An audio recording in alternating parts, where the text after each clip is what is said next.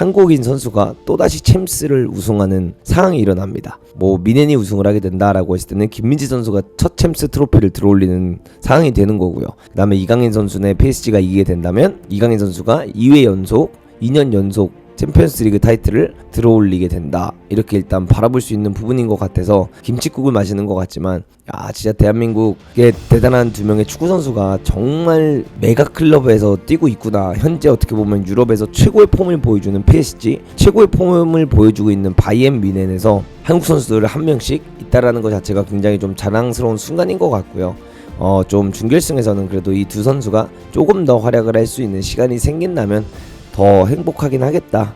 저는 좀 이렇게 표현을 하고 싶습니다.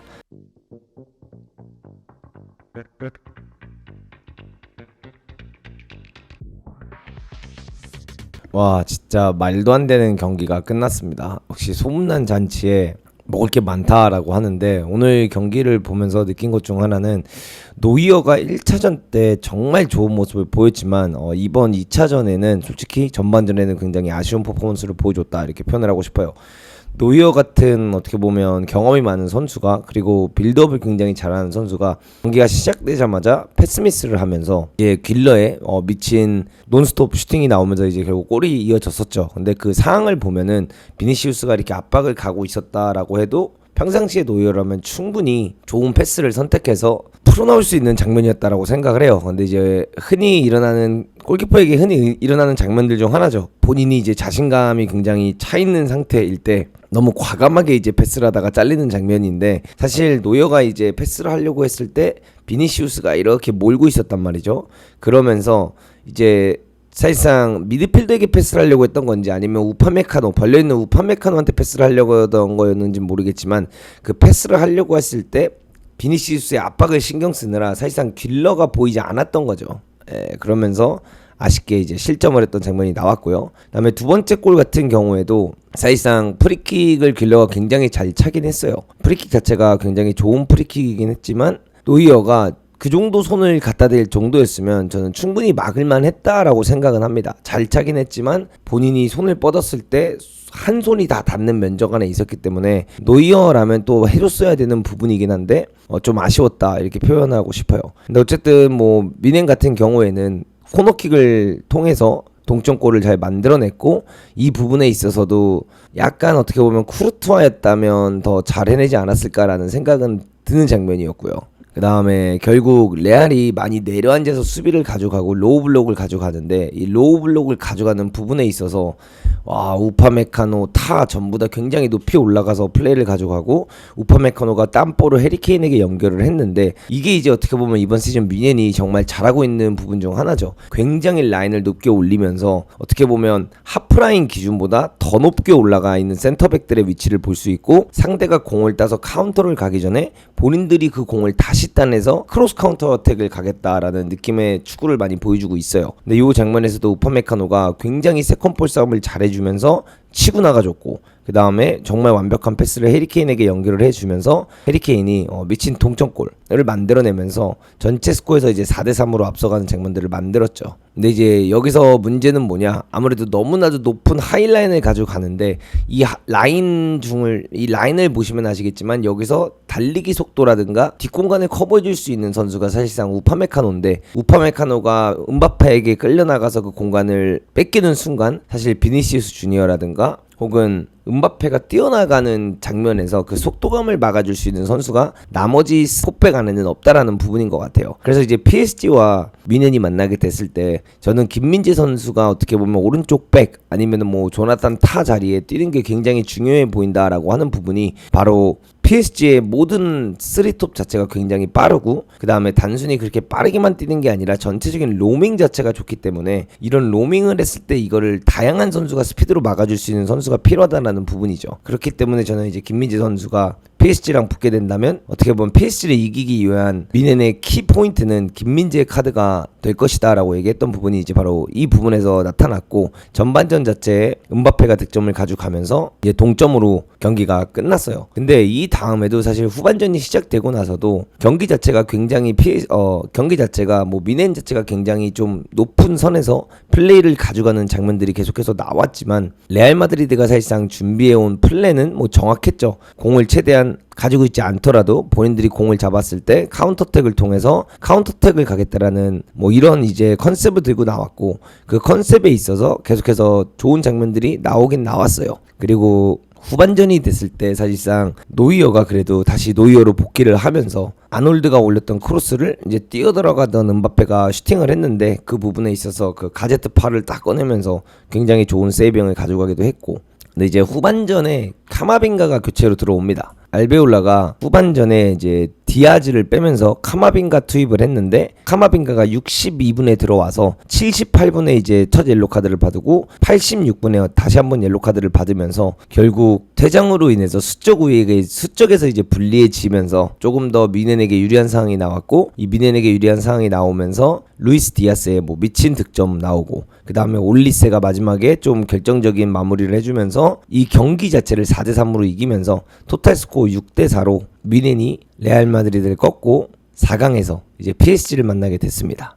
그래서 진짜 사실 굉장히 이제 재밌는 대진이 일어났어요. 코리안 더비가 일어났고, 물론 이강인 선수라든가 김민재 선수가 챔스에서 뭔가 주된 활약을 펼치거나 경기를 많이 나오고 있는 상황은 아니지만, 또다시 코리안 더비가 일어났고, 아스날이 결국 뭐 아틀레티코 마드리드와 4강에서 만나겠지만, 저는 개인적으로 그쪽에 있는 멤버가 우승을 할 것 같진 않아요. 미넨 아니면 PSG에서 이기는 팀이 사실상 결승전이다라고 저는 바라보고 있고, 거기서 이제 승리를 해내는 팀이 결국 우승을 하게 될 거다라고 생각을 하는데, 이렇게 된다고 했을 때 뭐 제가 생각한 부분이 맞다라고 생각을 했을 때 한국인 선수가 또다시 챔스를 우승하는 상황이 일어납니다. 뭐 미넨이 우승을 하게 된다라고 했을 때는 김민재 선수가 첫 챔스 트로피를 들어올리는 상황이 되는 거고요. 그 다음에 이강인 선수네 PSG가 이기게 된다면 이강인 선수가 2년 연속 챔피언스리그 타이틀을 들어올리게 된다, 이렇게 일단 바라볼 수 있는 부분인 것 같아서 김칫국을 마시는 것 같지만, 진짜 대한민국의 대단한 두 명의 축구 선수가 정말 메가 클럽에서 뛰고 있구나. 현재 어떻게 보면 유럽에서 최고의 폼을 보여주는 PSG, 최고의 폼을 보여주고 있는 바이에른 뮌헨에서 한국 선수들 한 명씩 있다라는 것 자체가 굉장히 좀 자랑스러운 순간인 것 같고요.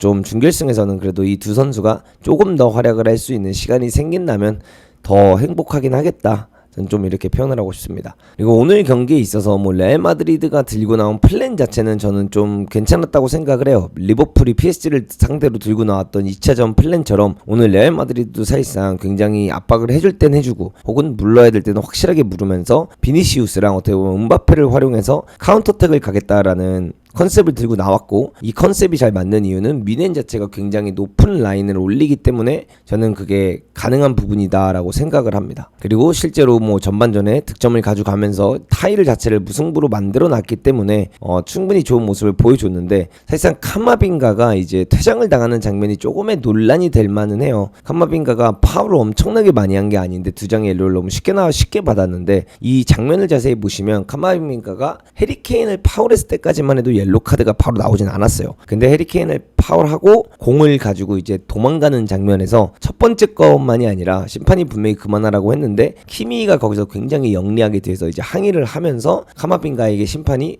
손가락 2개를 보여주면서 파울도 했지만 시간까지 끌었다라고 하는 걸로 두 번째 옐로 카드가 나왔거든요. 그래서 어떻게 보면 이 카마빙가가 영리하게 시간을 끌려고 한 거긴 하지만, 본인 팀 선수들이 본인 자리로 돌아갈 수 있는 시간을 벌어주려고 한 거지만, 본인이 옐로 카드를 받은 상태에서 이런 플레이를 하는 것 자체가 굉장히 좀 미숙한 행동이지 않나 라는 생각을 저는 합니다. 레알 팬분들 입장에서는 이게 굉장히 억울할 수 있는 거지만, 이 억울한 상황이 될 수 있지만 이거를 확실히 키미가 누굽니까? 이런 거에 집중력 하나가 진짜 기가 막힌 선수잖아요. 그 순간적인 상황에 이 모든 상황을 정말 본인 팀에게는 최고의 상황으로 만들고 레알에게는 최악의 상황을 만들어주면서 결국 저 키미의 저런 집중도적인 모습과 항의하는 모습이 퇴장을 이끌어냈다라고 저는 표현을 하고 싶습니다. 그리고 이게 어떻게 보면 86분에 일어난 거였기 때문에 전반전부터 뛴 선수가 아니라 후반전에 에너지를 더해주러 들어온 선수가 뭐 10몇 분, 20몇 분 만에 퇴장을 당했기 때문에 카마빈가는 정말 팀에게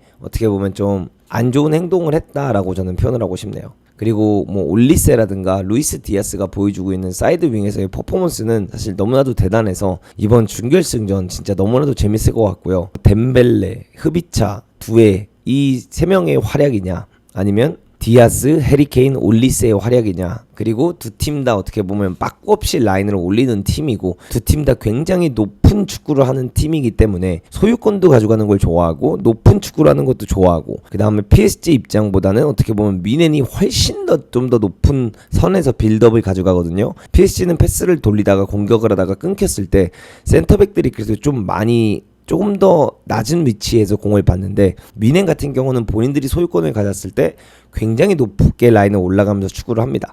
근데 오늘 같은 경우는 레알 마드리드가 애초에 내려주면서 플레이를 하거나 본인들이 카운터를 치겠다라는 뭔가 아래쪽에서 지역 방어를 하다가 나가는 장면들이 꽤 많이 나온다라고 하면은 PSG 자체는 애초에 미넨이 그런 빌드업을 할 수 있는 시간과 숨을 주지 않을 거예요. 그렇기 때문에 그런 상황까지도 애초에 나오지 않을 수도 있다라는 거죠. 그래서 진짜 명장과 명장의 대결이 이번에 또 일어나게 될 거여서 이 4강전 굉장히 기대가 됩니다. 그리고 이제 반대쪽에 있는 아스날과 아틀레티코 마드리드는 제가 아스날 팬이긴 하지만 관심이 안 갑니다. 이 준결승을 올라간 게 과연 아스날에게는 좋은 일인가?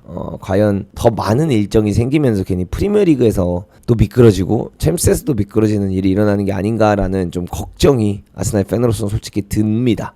뭔가 오늘 경기력이 시원했던 것도 아니고 오히려 좀 걱정이 많이 되는 상황이다 이렇게 저는 표현을 하고 싶습니다. 어쨌든 미넨과 PSG 현재 유럽에서 가장 화끈한 두 팀이 준결승에서 만나게 됐다라는 게 너무나도 기대가 되고요. 이 경기를 통해서 진짜 감독 고트가 누군지가 좀 나타나는 경기가 될 것 같다라고 생각을 합니다. 그리고 한 가지를 또 제가 이야기하고 싶은 것 중 하나는 뭐냐면 새벽부터 좀 재수가 없으시겠지만 콤파니가 번리에서 좋은 축구를 보여줬고 확실히 좋은 축구를 보여주는 게 얼마나 중요한지를 다시 한번 우리가 깨달아야 되는 포인트인 것 같아요. 콤파니가 처음에 번리에서 좋은 축구를 했지만 강등을 당했고 이 강등된 감독을 미넨이 사갔을 때 경험이 부족하다. 콤파니의 축구는 어울리지 않는다. 막 이런 엄청난 비판을 많이 받았었는데 번리에서 이제 강등을 당할 때도 그랬지만 콤파니가 저는 미넨에 갔을 때 처음에 제가 이제 얘기했던 건 콤파니가 번리에서 보여준 축구를 만약에 이 퀄리티 높은 선수들과 함께 한다면 이거는 또 다른 수준이 될 수 있을 것이다 라고 표현을 했던 적이 있어요. 근데 콤파니가 이번 시즌 미넨에서 한 시즌 역사상 가장 많은 득점을 했나? 이것도 일단 만들어냈던 걸로 전 알고 있고 그 다음에 이렇게 챔스도 4강까지 올려놓으면서 콤파니도 진짜 명장 반열에 거의 다 왔구나 라는 게 보여져서 이게 진짜 좋은 축구를 보여줄 수 있는 감독 특히 강한 팀이 아니라 약팀을 데리고 좋은 축구를 보여줄 수 있는 감독은 강팀에 갔을 때 그 공격 축구를 유지만 잘 한다면 훨씬 더 좋은 성적을 낼 수 있는 기반이 다져져 있는 게 맞긴 하다라고 저는 생각을 합니다. 그래서 뭔가 축구에 이런 축구가 옳다 아니다는 없지만 결국 포지션 베이스를 가지고 가서 공격 축구를 구사할 수 있는 어느 팀에서든 공격 축구를 구사할 수 있는 감독이 결국에는 감독 입장에서도 더 높은 커리어로 나아갈 수 있는 계기인 것 같다라는 거를 다시 한번 이번 경기를 통해서 좀 느낄 수 있었던 것 같습니다. 어쨌든 오늘 새벽에 중계를 하려고 했는데 또 이게 인터넷 프로블럼이 진짜 쉽지가 않습니다. 여러분들 계속해서 연결이 막 끊기고 연결이 되지 않아서 라이브를 하지 못했는데 후토크로 대체를 하였고요. 또 주말에 있을 중계로 돌아오도록 하겠습니다. 감사합니다.